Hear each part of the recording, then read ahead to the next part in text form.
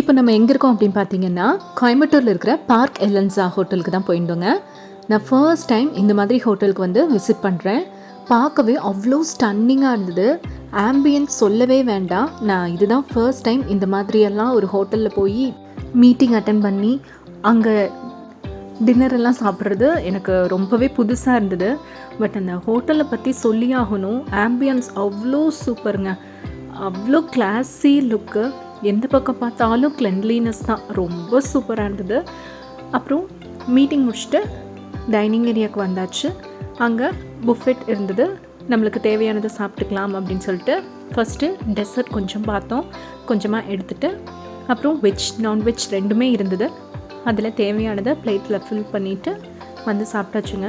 Actually நிறைய items இருந்தது. But நான் ரொம்ப லிமிட்டடாக தான் சாப்பிட்டோம். ஏன்னா சாப்பிடவே முடியல. பார்த்ததுலேயே பசி அடங்கிடுச்சின்னு சொல்லுவாங்களே, அந்த மாதிரி ஆயிடுச்சு.